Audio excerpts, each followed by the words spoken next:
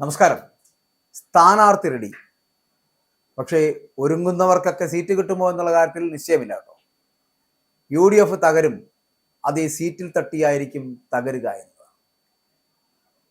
നിയമസഭാ തെരഞ്ഞെടുപ്പിനുള്ള കളമൊരുക്കുകയാണ് UDF. തദ്ദേശ തെരഞ്ഞെടുപ്പിലെ തിളക്കമാർന്ന വിജയം നൽകിയ അമിതമായിട്ടുള്ള ആത്മവിശ്വാസത്തിലാണ് മുതിർന്ന കോൺഗ്രസ് നേതാക്കളെല്ലാം. ത്രിതല പഞ്ചായത്ത് തെരഞ്ഞെടുപ്പിൽ കോൺഗ്രസ് സ്ഥാനാർത്ഥികളുടെ പ്രഖ്യാപനം എന്ന് പറയപ്പെടുന്നത് ആദ്യം നടത്തി. അങ്ങനെ നേടിയെടുത്ത വിജയം അവരെ വീണ്ടും നിയമസഭാ തെരഞ്ഞെടുപ്പിലെയും സ്ഥാനാർത്ഥി നിർണയത്തിന് പ്രേരിപ്പിക്കുന്നുണ്ട് എന്നുള്ളതാണ്. അതുകൊണ്ട് തന്നെ പല മുതിർന്ന നേതാക്കളും സീറ്റ് നിലനിർത്താനും അത് നേടിയെടുക്കുവാനും വേണ്ടിയിട്ടുള്ള നെട്ടോട്ടം തുടങ്ങിക്കഴിഞ്ഞിരിക്കുന്നു. നമുക്കറിയാമല്ലോ, തദ്ദേശ സ്വയംഭരണ തെരഞ്ഞെടുപ്പിലെ ഉജ്ജ്വല വിജയം, ചിലപ്പോൾ അപ്രതീക്ഷിതമായിട്ടുള്ള വിജയം എന്ന് പറയപ്പെടുന്നതായിരിക്കും നല്ലത്, UDF ലഭിച്ചത്. അത് നിയമസഭാ തെരഞ്ഞെടുപ്പിലും പ്രയോജനപ്പെടുത്തുവാൻ കഴിയുമെന്നുള്ള അമിത ആത്മവിശ്വാസത്തിലാണ് UDF ക്യാമ്പ്. അതുകൊണ്ട് തന്നെ പല നേതാക്കന്മാരും പുതിയ പുതിയ തട്ടകങ്ങൾ തേടി യാത്രയാവുകയാണ്. നമുക്കറിയാൻ കഴിയുന്നിടത്തോളം K മുരളീധരൻ ഗുരുവായൂരിലേക്ക് പോകുന്നു, മുനീർ കോഴിക്കോട്ടേക്ക് വരുന്നു, മലപ്പുറത്ത് കുഞ്ഞാലിക്കുട്ടി മത്സരിക്കുവാൻ തയ്യാറെടുക്കുന്നു, KM ഷാജി കൊടുവള്ളിയിൽ മത്സരിക്കുവാൻ തയ്യാറെടുക്കുന്നു. അങ്ങനെ സ്ഥാനാർത്ഥി നിർണയം UDF സജീവമാവുകയാണ് എന്നുള്ളതാണ്. കോൺഗ്രസിലെയും ലീഗിലെയും ഒക്കെ ചില പ്രമുഖർ വിജയസാധ്യത ഉറപ്പിച്ചുള്ള മണ്ഡലമാറ്റത്തിന്റെ തയ്യാറെടുപ്പിലാണ് എന്ന് വേണമെങ്കിൽ പറയാം. അതിലേറ്റവും പ്രമുഖൻ എന്ന് പറയപ്പെടുന്ന KPCCയുടെ മുൻ പ്രസിഡന്റാണ് K മുരളീധരനാണ്. K മുരളീധരന് മണമടിച്ചു ചോദിച്ചു. അതായത്, ഈ വട്ടിയൂർക്കാവ് നിയോജക മണ്ഡലത്തിൽ നിന്ന് മത്സരിച്ചാൽ അമ്പെ പരാജയമാകും എന്നുള്ളത് അദ്ദേഹത്തിന് കൃത്യമായിട്ട് മനസ്സിലാക്കി. തദ്ദേശ സ്വയംഭരണ തെരഞ്ഞെടുപ്പിൽ തിരുവനന്തപുരം ജില്ലയെ പ്രതിനിധീകരിച്ചത് അദ്ദേഹമായിരുന്നല്ലോ. ശബരിനാഥനെ മേയറാക്കാൻ വേണ്ടിയിട്ട് അദ്ദേഹം നടത്തിയ വലിയ ക്യാമ്പയിനൊക്കെ നമ്മൾ കണ്ടതുമാണ്. ആ തെരഞ്ഞെടുപ്പിൽ അവർക്ക് കഴിഞ്ഞ വർഷത്തേക്കാൾ, അല്ലെങ്കിൽ കഴിഞ്ഞ 2020 മികച്ച വിജയം നേടിയെടുക്കുവാനും കഴിഞ്ഞു. 10-ൽ നിന്ന് 19 അവരുടെ സീറ്റുകൾ വർദ്ധിപ്പിക്കാൻ കഴിഞ്ഞു എന്നുള്ളത് അവരുടെ നേട്ടം തന്നെയാണ്. പക്ഷേ എങ്കിലും അവർ പ്രതീക്ഷിച്ചതുപോലെ ശബരിനാഥനെ മേയറാക്കാൻ അവർക്ക് കഴിഞ്ഞില്ല. K മുരളീധരൻ അത് നിയമസഭയിലേക്കുള്ള തന്റെ മത്സരത്തിന്റെ ഒരു ട്രയൽ റണ്ണായിട്ട് തന്നെയാണ് ആദ്യം കണക്കാക്കിയിരുന്നത്. അതുകൊണ്ട് തന്നെയാണ് ശബരിനാഥനെ മുൻനിർത്തി തിരുവനന്തപുരത്തെ വട്ടിയൂർക്കാവ് മണ്ഡലം കേന്ദ്രീകരിച്ചുകൊണ്ടുള്ള അദ്ദേഹത്തിന്റെ പ്രവർത്തനങ്ങൾ അദ്ദേഹം നോക്കിക്കണ്ടതും അത് മനസ്സിലാക്കിയതിൽ നിന്ന് അദ്ദേഹത്തിന് തിരിച്ചറിയാൻ കഴിഞ്ഞത് വട്ടിയൂർക്കാവ് മണ്ഡലത്തിന്റെ ഏകദേശം 50% വരുന്ന മേഖലകളിലും RSSന്റെ BJPയുടെ വല്ലാത്ത ഒരു അപ്രമാദിത്യം അദ്ദേഹത്തിന് കാണാൻ കഴിഞ്ഞു. അത് K മുരളീധരന്റെ വിജയസാധ്യതയെ, നിയമസഭയിലേക്കുള്ള വിജയസാധ്യതയെ വല്ലാതെ ബാധിക്കുമെന്നുള്ളത് തിരിച്ചറിഞ്ഞുകൊണ്ടുള്ള അദ്ദേഹത്തിന്റെ മടക്കമാണിത്. അല്ലെങ്കിൽ കഴിഞ്ഞ ഈ തദ്ദേശ സ്വയംഭരണ തെരഞ്ഞെടുപ്പിന് മുമ്പ് വരെ അദ്ദേഹം വട്ടിയൂർക്കാവിൽ മത്സരിക്കുവാനുള്ള സാധ്യതകൾ ആരാഞ്ഞു നിൽക്കുന്ന ഒരു വ്യക്തിയായിരുന്നു. മാത്രമല്ല, വട്ടിയൂർക്കാവുമായിട്ട് അഭേദ്യമായിട്ടുള്ള ബന്ധം പുലർത്തി ഇവിടെ മത്സരത്തിനുള്ള തയ്യാറെടുപ്പുകൾ നടത്തിക്കൊണ്ടിരിക്കുകയായിരുന്നു. അദ്ദേഹത്തിന്റെ PR വർക്കുകൾ അടക്കം ഇവിടെ പൂർണ്ണതോതിൽ നടന്നുകൊണ്ടേയിരുന്നു. പക്ഷെ ഇപ്പോൾ അതൊക്കെ അദ്ദേഹം നിർത്തിവെച്ചേക്കുവാണ്. അദ്ദേഹത്തിന്റെ യാത്ര എന്ന് പറയപ്പെടുന്നത് ഇനി വിജയസാധ്യത തേടിയുള്ള യാത്രയാണ്. എവിടെയെങ്കിലും നിന്നാൽ മത്സരിച്ചാൽ വിജയിക്കണം. അപ്പോൾ അങ്ങനെയാണ് വിജയസാധ്യതയുള്ള മത്സരത്തിന് വേണ്ടിയിട്ട് അദ്ദേഹം ഗുരുവായൂരിലേക്ക് വണ്ടി കയറാൻ പോകുന്നത്. അതാണ് ഞാൻ ആദ്യം പറഞ്ഞത്. KPCCയുടെ മുൻ പ്രസിഡന്റ് K മുരളീധരനാണ് ഇതിലെ പ്രമുഖനായിട്ടുള്ള നേതാവ്. അദ്ദേഹം കോൺഗ്രസിലേക്കുള്ള മടങ്ങി വരവിന് ശേഷം തിരുവനന്തപുരം കേന്ദ്രീകരിച്ചായിരുന്നു ഈ മുരളിയുടെ പ്രവർത്തനം എന്ന് പറയപ്പെടുന്നത്. വട്ടിയൂർക്കാവിൽ MLA ആയിട്ട് അദ്ദേഹം മികച്ച പ്രകടനം കാഴ്ചവെച്ച K മുരളീധരൻ ഒരു സുപ്രഭാതത്തിൽ വടകരയിലേക്ക് പറിച്ചു നട്ടു. അത് ഈ കോൺഗ്രസ് പാർട്ടിക്കാർ ചെയ്തു വെച്ച ഒരു നെറികേടാണ്. മണ്ഡലം നിലനിർത്തിയ അദ്ദേഹത്തെ എന്നാൽ കഴിഞ്ഞ തവണ തൃശ്ശൂരിലേക്കാണ് നേതൃത്വം പരിഗണിച്ചിരുന്നത്. വട്ടിയൂർക്കാവ് മണ്ഡലത്തിൽ മത്സരിച്ച് വിജയിക്കുകയും വീണ്ടും അദ്ദേഹം ആ മണ്ഡലം നിലനിർത്തുകയും ചെയ്ത സാഹചര്യത്തിൽ പോലും അദ്ദേഹത്തെ ഇവിടെ നിർത്താതെ തൃശ്ശൂരിലേക്ക് കൊണ്ടുപോകുന്നു. തൃശ്ശൂരിൽ 3-ാം സ്ഥാനത്തെത്തിയെങ്കിലും മണ്ഡലത്തിൽപ്പെട്ട ഗുരുവായൂർ അസംബ്ലി മണ്ഡലത്തിൽ മുരളിക്ക് 7000 വോട്ടുകളുടെ ഭൂരിപക്ഷം ലഭിച്ചു. അപ്പോൾ അദ്ദേഹം നോക്കിയപ്പോൾ കൊള്ളാം, തൃശ്ശൂർ എന്ന് പറയപ്പെടുന്ന ലോക്സഭാ മണ്ഡലത്തിൽ പരാജയപ്പെട്ടു പോയെങ്കിലും ഗുരുവായൂർ എന്ന് പറയപ്പെടുന്ന അസംബ്ലി മണ്ഡലത്തിൽ ഏകദേശം 7000 വോട്ടുകളുടെ ഭൂരിപക്ഷം ലഭിച്ചത് തനിക്ക് നിയമസഭയിലേക്ക് ജയിച്ചു കയറാൻ പറ്റിയ ഒരു സേഫ് സോണാണ് എന്ന് അദ്ദേഹത്തിന് തിരിച്ചറിയാൻ കഴിഞ്ഞു. അങ്ങനെയാണ് അദ്ദേഹം ഇവിടുന്ന് തിരുവനന്തപുരത്ത് നിന്ന് വണ്ടി പിടിച്ച് ഗുരുവായൂരിലേക്ക് പോകാൻ പോകുന്നത്. തൃശ്ശൂർ ജില്ലയിലെ മുസ്ലിം ലീഗിന്റെ ശക്തമായിട്ടുള്ള സീറ്റായിരുന്നു ഈ ഗുരുവായൂർ എന്ന് പറയപ്പെടുന്നത്. BJPയുടെ സുരേഷ് ഗോപി തൃശ്ശൂരിന്റെ MP ആയപ്പോഴും മുരളി ഗുരുവായൂരിൽ ഭൂരിപക്ഷം നിലനിർത്തിയതിൽ നിന്ന് ആവേശം ഉൾക്കൊണ്ടുകൊണ്ടാണ് കോൺഗ്രസ് ഈ സീറ്റിനായിട്ട് ഇപ്പോൾ ചരടുവലി നടത്തിക്കൊണ്ടിരിക്കുന്നത്. പാലക്കാട്, മലപ്പുറം, കോഴിക്കോട് ജില്ലകളിൽ ലീഗിന് പകരം സീറ്റ് നൽകാനുള്ള ഒരു നീക്കം ഇതിലൂടെ നടത്താൻ പോകുന്നു. കഴിഞ്ഞ 4 തിരഞ്ഞെടുപ്പുകളിലും ലീഗ് ഗുരുവായൂരിൽ തോറ്റു. ആ തോൽവി ഏറ്റുവാങ്ങിയതിലൂടെ തന്നെ സീറ്റ് മാറ്റം വേണമെങ്കിൽ അവർക്ക് നടത്തുകയും ചെയ്യാം. ഇപ്പൊ CPM-ലെ NK അക്ബർ അദ്ദേഹമാണ് ഇപ്പോൾ ഇവിടെ നിലവിലെ MLA എന്ന് പറയപ്പെടുന്നത്. അതേസമയം തൃശൂർ ജില്ലയിലെ ഏക സീറ്റ് ഉപേക്ഷിക്കുവാൻ പ്രാദേശിക ലീഗ് ഘടകത്തിന് വലിയ താല്പര്യമില്ല. പക്ഷേ 4 വട്ടമായി തോൽവി ഏറ്റുവാങ്ങുന്നത് കൊണ്ട് ലീഗിന്റെ സംസ്ഥാന നേതാക്കൾ അടക്കം അതിനോട് പൂർണ്ണമായിട്ടും യോജിക്കുവാനുള്ള സാധ്യത ഉണ്ട്. അത് മാത്രമല്ല K മുരളീധരനെ മത്സരിപ്പിക്കുകയാണെങ്കിൽ അതിനോട് ചിലപ്പോൾ പൂർണ്ണമായിട്ടും അവർ യോജിച്ചേക്കാം. മലപ്പുറം തൃശൂർ ജില്ലകളിലുമായിട്ട് അതിര് പങ്കിടുന്ന പാലക്കാട്ടെ പട്ടാമ്പി അത് ലീഗിന് നൽകി ഒരു ആശ്വാസമാക്കി മാറ്റുവാനുള്ള ഒരു ശ്രമം ചിലപ്പോൾ കോൺഗ്രസ് നടത്തിയേക്കും. CPI-യുടെ യുവ നേതാവായിട്ടുള്ള മുഹമ്മദ് മുഹ്സിനാണ് ഈ പട്ടാമ്പിയിലെ ഇപ്പോഴത്തെ MLA എന്ന് പറയപ്പെടുന്നത്. ഇതുപോലെ തന്നെ മറ്റ് പല നേതാക്കളും ഇപ്പോൾ ഷാജി KM ഷാജി അദ്ദേഹം മുൻപ് പ്രതിനിധീകരിച്ചിരുന്ന കണ്ണൂരിലെ അഴീക്കോട്ട് മണ്ഡലത്തിൽ ഇത്തവണ ലീഗ് നേതാവുള്ള ഷാജി മത്സരിക്കുവാൻ ഇടയില്ല. കാരണം ഈ ഷാജിയുടെ വിവാദ പ്രസ്താവന സാമൂഹിക മാധ്യമങ്ങളിലൊക്കെ വൈറലാകുന്ന ഒരു കാഴ്ച ഉണ്ടായിരുന്നല്ലോ. മുസ്ലിം ലീഗ് കണ്ണൂർ ജില്ലാ പ്രസിഡന്റ് അഡ്വക്കേറ്റ് അബ്ദുൽ കരീം ചേലായി ആയിരിക്കും ഇവിടെ സ്ഥാനാർത്ഥിയായിട്ട് എത്തുവാനുള്ള സാധ്യത എന്ന് പറയപ്പെടുന്നത്. മണ്ഡലത്തിലൊക്കെ വളരെ സുപരിചിതനായിട്ടുള്ള ചേലേരി തിരഞ്ഞെടുപ്പ് പ്രവർത്തനം ആരംഭിച്ചിട്ടുണ്ട്. ഡോക്ടർ എം കെ മുനീർ മത്സരിക്കുന്നില്ലെങ്കിൽ കൊടുവള്ളിയിലായിരിക്കും KM ഷാജി രംഗത്തിറങ്ങുക. കൂടാതെ മുനീർ കൊടുവള്ളി വിട്ടുകൊണ്ട് കോഴിക്കോട്ട് സൗത്തിലേക്ക് മടങ്ങുവാനുള്ള സാധ്യതയും അതിനോടൊപ്പം കാണുന്നുണ്ട്. കഴിഞ്ഞ തവണ നഷ്ടപ്പെട്ട കോഴിക്കോട് സൗത്ത് മുനീറിലൂടെ തിരിച്ചു പിടിക്കാമെന്ന ലീഗ് ഇതിലൂടെ കണക്കാക്കപ്പെടുകയാണ്. KM ഷാജി കാസർഗോഡ് ഏതെങ്കിലും സീറ്റിൽ മത്സരിക്കുവാനുള്ള സാധ്യതകളും തള്ളിക്കളയാൻ കഴിയില്ല.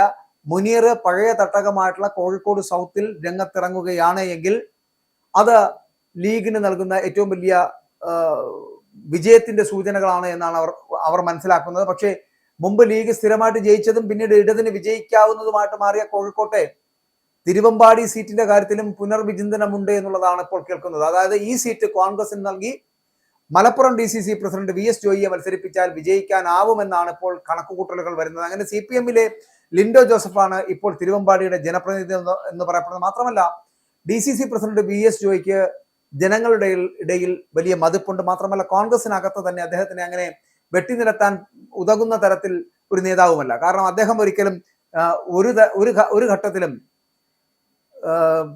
ഈ പറയുന്ന നേതൃത്വം അല്ലെങ്കിൽ കോൺഗ്രസ് നേതൃത്വം നൽകുന്ന എന്ത് പദവിയാണോ അത് സ്വീകരിക്കുകയോ മാത്രമാണ് ചെയ്തത്. അങ്ങോട്ട് ചെന്ന് നേതൃത്വങ്ങളോ അല്ലെങ്കിൽ പദവികളോ സ്വീകരിക്കുന്ന ഒരു പദ്ധതി ഒരു പതിവും ജോയിക്ക് ഇല്ലാത്തത് കൊണ്ട് തന്നെ ജനമനസ്സിൽ ഇടം നേടിയ നേതാവാണ് DCC പ്രസിഡന്റായിട്ടുള്ള VS ജോയി. അതുകൊണ്ട് VS ജോയിക്ക് വേണമെങ്കിൽ ഇവിടെ ഈ തിരുവമ്പാടി സീറ്റിന്റെ കാര്യത്തിൽ ഒരു പുനർവിചിന്തനം ഉണ്ടാക്കി അവിടെ മത്സരിക്കുവാനുള്ള സാധ്യതകൾ കാണുന്നുണ്ട് എന്നുള്ളതാണ്.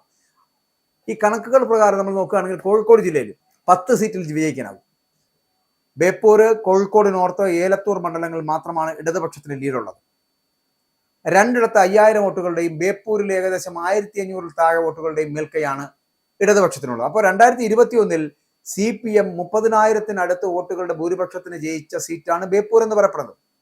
കഴിഞ്ഞ ദിവസം UDF അസോസിയേറ്റ് അംഗമായിട്ട് വന്നിട്ടുള്ള PV അൻവറെ സ്വാഗതം ചെയ്തുള്ള ബോർഡുകളൊക്കെ ഇപ്പോൾ തന്നെ ബേപ്പൂരിൽ പ്രത്യക്ഷപ്പെട്ടു തുടങ്ങിയിട്ടുണ്ട്. മാറിയ ഒരു കാലാവസ്ഥയിൽ കോഴിക്കോട് ജില്ലയിലെ നാദാപുരം, പേരാമ്പ്ര, കുറ്റ്യാടി, ബാലുശ്ശേരി സീറ്റുകളും ചിലപ്പോൾ ജയിക്കാനാകും എന്നുള്ള ഒരു തരത്തിലേക്കുള്ള ചിന്തയിലേക്ക് ഒരു പ്രതീക്ഷയിലേക്കും ലീഗ് എത്തിയിട്ടുണ്ട്, UDF എത്തിയിട്ടുണ്ട്. ഇപ്പോൾ ലീഗിന്റെ സീറ്റുകൾ ഏറ്റെടുക്കുമ്പോൾ ഉണ്ടാവുന്ന കുറവ് ഇതിലേതെങ്കിലും നൽകി നികത്താനുള്ള ആലോചനയിലാണ് ഇപ്പോൾ കോൺഗ്രസ്. കൊണ്ടോട്ടി MLA TV ഇബ്രാഹിം വള്ളിക്കുന്നിലേക്ക് മാറാനുള്ള സാധ്യതയുള്ളപ്പോൾ മഞ്ചേരിയിൽ ലത്തീഫിന് പകരം യുവ നേതാക്കളെയാണ് ലീഗ് ഇപ്പോൾ അവിടെ പരിഗണിക്കാൻ പോകുന്നത്. PMA സലാമിനെ തിരൂരങ്ങാടിയിലോ വള്ളിക്കുന്നിലോ മത്സരിപ്പിച്ചേക്കും. ഇത്തവണ മലപ്പുറം ജില്ലയിൽ ഒരു വനിതാ നേതാവിനെ മത്സരിപ്പിക്കുമെന്ന കാര്യത്തിലും ഏകദേശം ഒരു ധാരണ ആയി വരികയാണ്. മുതിർന്ന നേതാവായിട്ടുള്ള PK കുഞ്ഞാലിക്കുട്ടി വേങ്ങരയിൽ നിന്ന് തന്റെ പഴയ തട്ടകമായിട്ടുള്ള മലപ്പുറം മണ്ഡലത്തിലേക്ക് മാറുന്ന കാര്യവും സജീവ പരിഗണനയിലാണ്. മലപ്പുറത്ത് ലഭിക്കാനിടയുള്ള റെക്കോർഡ് ഭൂരിപക്ഷമാണ് ഇത്തരമൊരു ആലോചനയ്ക്ക് PK കുഞ്ഞാലിയെ കൊണ്ട് എത്തിച്ചിരിക്കുന്നത് എന്ന് വേണമെങ്കിൽ പറയുകയും ചെയ്യാം.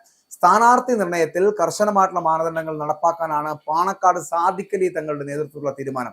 ഇത്തരത്തിൽ മാറ്റങ്ങൾ ഉണ്ടാകുന്നതിന് മലപ്പുറത്ത് ഇപ്രാവശ്യം തദ്ദേശ സ്വയംഭരണ തെരഞ്ഞെടുപ്പിൽ മറ്റു ഒരാൾക്കും സീറ്റ് വിട്ടുകൊടുക്കാതെ കംപ്ലീറ്റ് സീറ്റും ലീഗും UDF-ഉം പിടിച്ചെടുക്കുന്ന ഒരു സാഹചര്യം ഉണ്ടായിരുന്നു.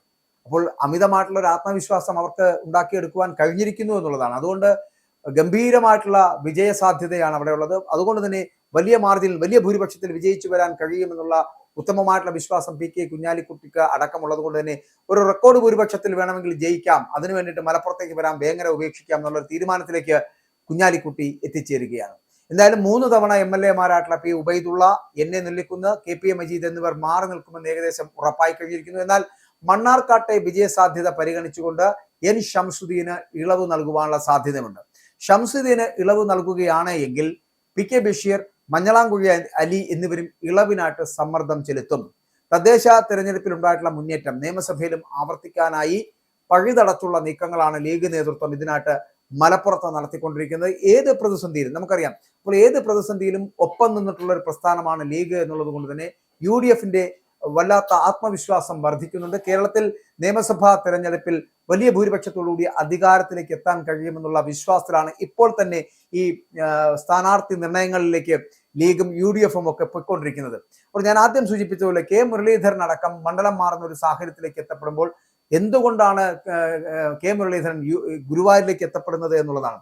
ഏത് പ്രതിസന്ധിയിലും പണ്ട് K. കരുണാകരനെ കാത്തുരക്ഷിച്ച ഗുരുവായൂരപ്പന്റെ നാട്ടിലേക്കാണ് മകൻ മുരളീധരൻ എത്തുന്നത് എന്നുള്ളതാണ്. നിയമസഭാ തെരഞ്ഞെടുപ്പിൽ ഗുരുവായൂർ നിയമസഭാ മണ്ഡലത്തിൽ വിജയക്കൊടി പാറിക്കാൻ മുരളി എത്തുമെന്നുള്ള സൂചനകൾ ലഭിക്കുമ്പോൾ ആവശ്യത്തോടുകൂടി മുരളീപക്ഷം അല്ലെങ്കിൽ K. മുരളീധരന്റെ ഒരു പക്ഷം അതിനോട് യോജിച്ച് മുന്നോട്ടുള്ള പ്രവർത്തനങ്ങൾ ആരംഭിച്ചു കഴിഞ്ഞു. ലോക്സഭാ തെരഞ്ഞെടുപ്പിലെ തോൽവിക്ക് പ്രായശ്ചിത്തമായിട്ട് വൻ വിജയം നേടിയെടുക്കാൻ പറ്റുമെന്നുള്ള വിശ്വാസത്തോടു കൂടി തന്നെയാണ് UDF മുന്നോട്ട് പോകുന്നത്.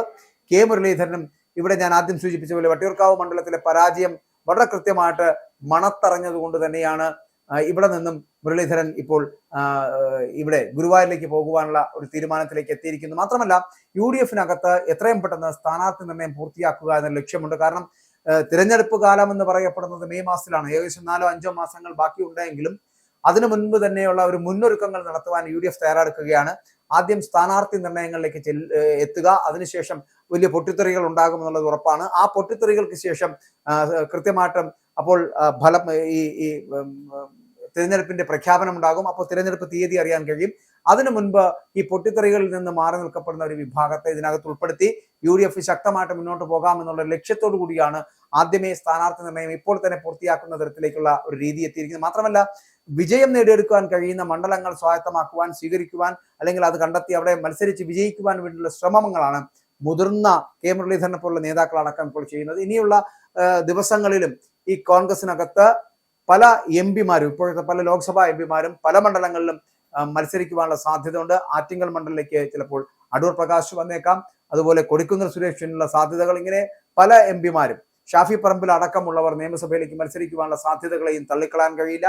എന്നാലും നിയമസഭാ തെരഞ്ഞെടുപ്പിൽ വലിയ ഭൂരിപക്ഷത്തോടു കൂടി UDF-ന് അധികാരത്തിലേക്ക് എത്താൻ കഴിയുമെന്നുള്ള ആത്മവിശ്വാസത്തിലാണ് ഇത്തരത്തിലുള്ള സ്ഥാനാർത്ഥി നിർണയങ്ങളൊക്കെ നടക്കുന്നത്. പക്ഷേ ഈ സ്ഥാനാർത്ഥി നിർണയങ്ങൾ നടക്കുമ്പോഴും VD സതീശനും KC വേണുഗോപാലും രമേശ് ചെന്നിത്തലയും അടക്കമുള്ളവരുടെ ഗ്രൂപ്പ് സമവാക്യങ്ങൾ ഒരിക്കലും ചേരാത്തത് കൊണ്ടും അണികളിൽ ആ വിശ്വാസം നിറയ്ക്കാൻ കഴിയാത്തത് കൊണ്ടും പക്ഷേ കോൺഗ്രസിനകത്തെ ഇനി ഈ തമ്മിലടിയാണ് ഫലമെങ്കിൽ എത്രയൊക്കെ ഇവർ സ്ഥാനാർത്ഥി നിർണയം നേരത്തെ പൂർത്തിയാക്കിയിട്ടും കാര്യമില്ല. പരാജയം നിങ്ങളെ വിടാതെ പിന്തുടരുമെന്നുള്ള കാര്യത്തിൽ സംശയവുമില്ല. പക്ഷേ ഒരു കാര്യം, നിങ്ങൾ ഈ ഗ്രൂപ്പ് സമവാക്യങ്ങൾ മാറ്റിവെച്ച് പകരം ഒത്തൊരുമയോടുകൂടിയാണ് കോൺഗ്രസ് തിരഞ്ഞെടുപ്പിനെ നേരിടാൻ മുന്നിട്ടിറങ്ങുന്നത് എങ്കിൽ നിങ്ങൾക്ക് വിജയം സുനിശ്ചിതമാണ്.